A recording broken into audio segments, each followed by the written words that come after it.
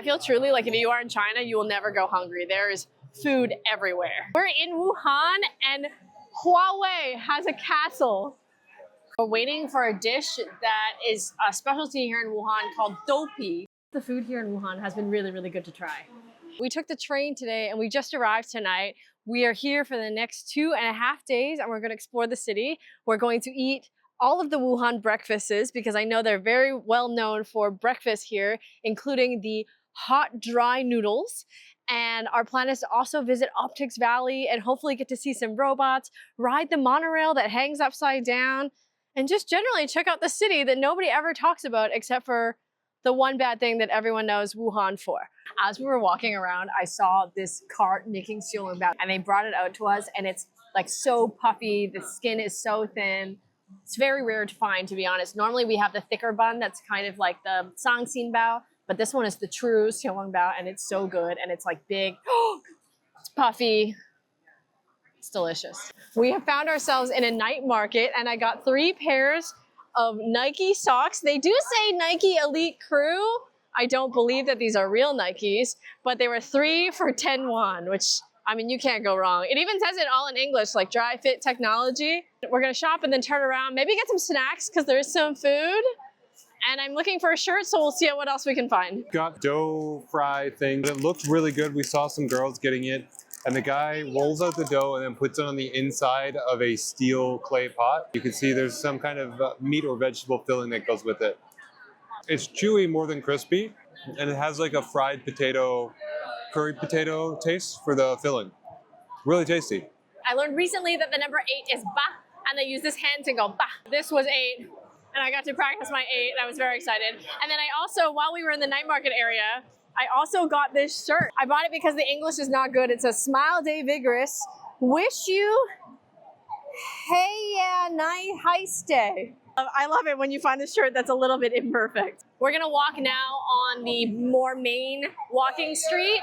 This one has a lot of retail stores, a lot more food, and we're just gonna walk down, check it out. We're staying at the end of this street, so we've got to make the wander back anyways. Kind of cool to just people watch and check out what's going on. There's a lot of people wearing costumes and dressed up, and there are gold shops that have people dancing outside of them. So just a curious and interesting place to people watch. We are trying hot, dry noodles, but I also just saw this random shop making all these side dumplings, and so I ordered one. On the top of the dumpling is rice, and so I was under the impression that there would be something else on the inside, but I was incorrect. It's literally just a rice dumpling. The noodles are delicious. It's a definitely different kind. It tastes almost like a powdery peanut noodle to me. It's very good. Unfortunately, the air quality is terrible today. It's at like 154 in the red. So we're gonna pivot our plans a little bit, go to the mall, and then hopefully when the air does improve a little bit later on, then we can go visit Optics Valley because I'm really hoping to see a robot today. But food, shopping, and robots. Should be a good day. We're in one of the biggest malls in the world, and there are go-kart tours, little trolleys that will drive you around for free on every floor. So you need to find it and it'll just go around in a circle and you point out where you want to go. So now we've pointed out to some random arrow and we're headed there. But this mall is crazy. There is a ski hill, there's an amusement park, there's VR areas. We are headed next to B1, which is a recreation of 1970s, 1980s Wuhan. And we're gonna try to get some food. This morning we were trying to get some food at Hubu Alley, which I've heard has just become more touristy. And to be honest, the mall recreation looks pretty good. So hopefully we're gonna get to try some more Wuhan breakfast specialties. That is our plan. We're waiting for a dish that is a specialty here in Wuhan called Dopei. We've also gotten something that the woman called xiaolongbao, but it's literally like a bun. And then a new favorite for me are these little donuts. It's like a green onion rice flour pancake, but shaped like a donut. And we're getting to try all of the Wuhan specialties. The Dopei has arrived. Let's try it. It looks like kind of on one side, it's a lot of sticky rice. It's stuck to what looks like egg on the other side. Really happy to have tried this. Yeah. Something different. I haven't seen anything like this before. High five.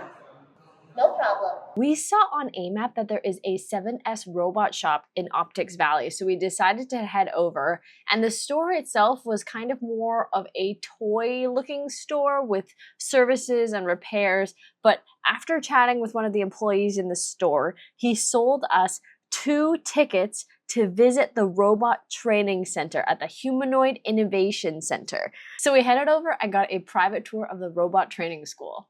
The most surprising part is when we turned the corner and we saw at least 12 employees wearing VR headsets, using their arms just slowly like this to pick up items and to mimic what the robot hands could do. We're on China's only upside down monorail, and there's glass here and you can see the ground below us. When you buy your ticket though, very interestingly, it asks to take a picture of you, and then your entry and exit onto this monorail is by face. So you're going through a system, there's a small security check where you put your bag into a little x-ray, and then you get through by showing your face to the machine, gates open, and then you're on this monorail. There are not that many upside down monorails in the world. There's at least 2 in Germany, at least 2 in Japan, but China is the only one with the clear floor.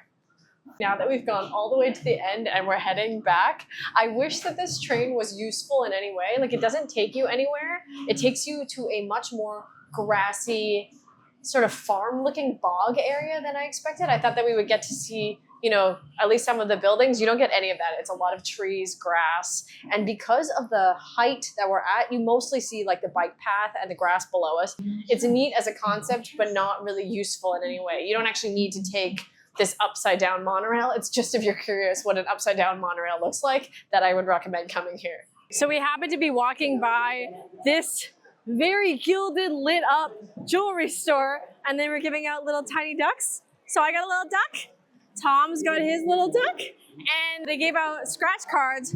I ended up winning, suspiciously we both ended up winning. Won this little beaded bracelet that they put on for me, and Tom won a shiny gold sticker. Tonight we're visiting Optics Valley, which was born as the birthplace of China's very first optical fiber.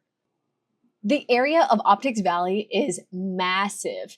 Earlier we were at the robot training center kilometers away, and now we're at the pedestrian walking street. But in this area of Optics Valley, there are 84 universities with over 1.2 million college students. We're walking around the World City Optics Valley pedestrian street, which is a mega shopping district designed to look like a whirlwind tour of Western Europe, with Italy, Spain, and more. Unfortunately, there really isn't that much food, or we just haven't been able to find it, but we've randomly ended up in kind of like a grocery store, and we just came through the back because we thought it was a food court, but it's literally like a grocery store's end where they sell ready cooked food. Tom had a giant bao. He's already devoured it. And then we've been eating this little kit of Peking duck. We ate Peking duck the other day in Changsha, and we both agree that the Peking duck here at this random grocery store food court is way better. Huawei has a castle. The architecture really does not match the type of stores that are here.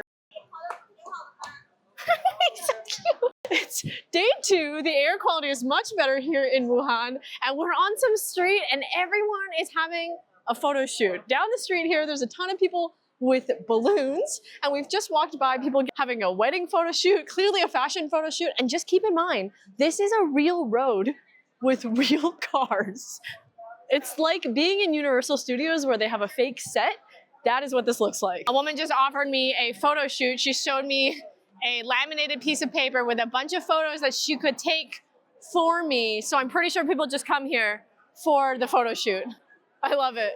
I saw this place on Red Note, which is Chinese social media, but I did not expect it to be this busy. This woman is trying to sell photos, and everyone's got like a personal photographer here taking pictures.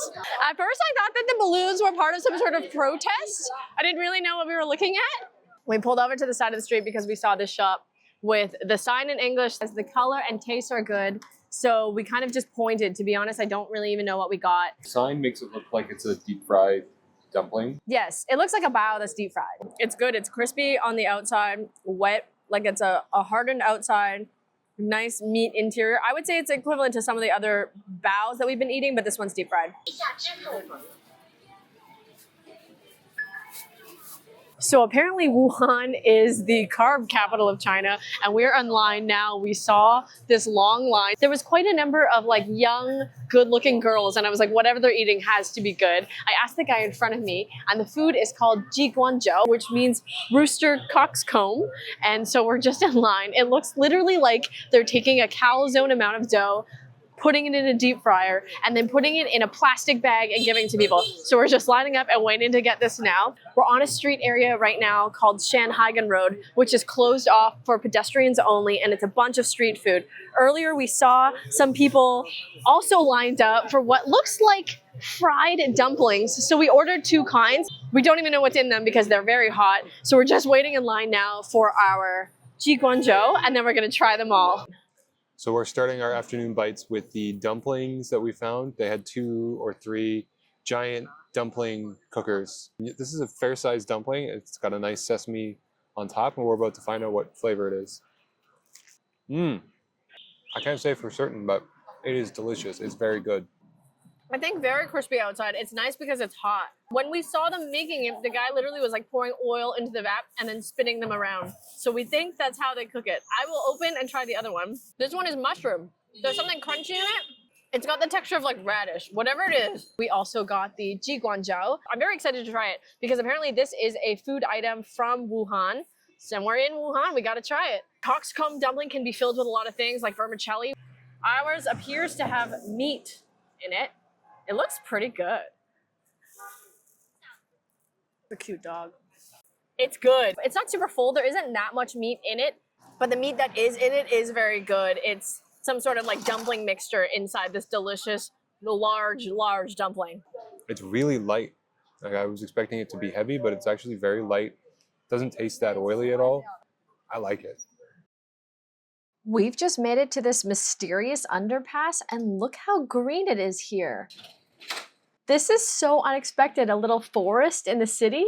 I was looking for the toilet and we've randomly found ourselves in what looks like a dead theme park, but music is playing and the signs are out. There's just not many people here. It's quiet. It's very unusual. We're in the East Lake Moshan Scenic area. Apparently this lake is actually one of the largest city lakes in China, measuring something like 75 square kilometers. Unfortunately, it is raining and it looks like a lot of the things are closed, but we've just been walking around here, this Chu Garden, and it's got these incredible rock structures that have been kind of mossed and grown over, and it tells the story and history of this area with all of the carvings in the rock. It honestly is kind of like a hieroglyphic situation. Here on this mountain behind me is the Chu Castle, which you can climb up to, but we're just walking down here closer to all of the sculptures and just along the lake, which is really beautiful even though it is raining. You can rent a bike while you're here or take a shuttle, but we haven't figured out how to do so. But this area is massive, so we're gonna explore a little bit more and hopefully the rain will let up a little bit. So we stopped, had an ice cream. In China, when you go to the park, you never have to go hungry. There's literally food everywhere. And then we were like, oh, it's kind of raining and it's a bit of a long walk to get back to the entrance. So we went to a ticket office. Bam, immediately, happily, they sold us 2 tickets for 21, and we're in one of these little e-scooters heading back to the entrance now. I literally paid the woman and she was like, take this cart that just rolled up, and it's just us in it, when there was a pile of other cars loading up with other people. We ended up coming to this mall called K11 Select because it said that this one has an art mall. K11 is a mall chain, so there's a variety of K11 malls, but this is supposed to be the only K11 Select, and it's the one in Optics Valley. And there even is a building that says Art Village. However, it means nothing because it's literally just the name of the building. We went up the elevator and there's just a rollerblading gym and an actual fitness gym. But in good news, it led us here and we're having our first all-you-can-eat China-style hot pot. I am having my last hot dry noodles, which is what this area is known for. And Tom is having some wonton noodles and we're just chilling before we have to head to the train station. We're just gonna take a Didi, which is like a local taxi service, to the train station, so it's relatively easy to travel around. In Wuhan, one of their specialties is hot dry noodles. And the noodles are essentially dry, plain noodles that they put a little bit of pickle and sauce The sauce is very peanutty but dry, even though there is a sauce. So when you get it, you mix it around. At this restaurant specifically, they do have a toppings bar. So I did put a little bit of cilantro and green onion on mine, but not everywhere does have that. Depends if you're getting in a food truck or a restaurant or not, or what. But this bowl came to 5 won, and it tastes like a dry peanut sauce, sesame sauce type noodle. It's delicious. Of the things that we ate in Wuhan that I really liked, because this is a Wuhan specialty, I think the other things that I liked were the jiguanjiao, which is the fried cockscomb dumpling, which is the large dumpling, and then the dopei. Dopei was also new to me, which is made out of eggs, mung beans to make kind of a crepe, filled with rice, sausage, and mushroom, like sticky rice. A lot of food to explore here. It's been an unexpectedly good stuff.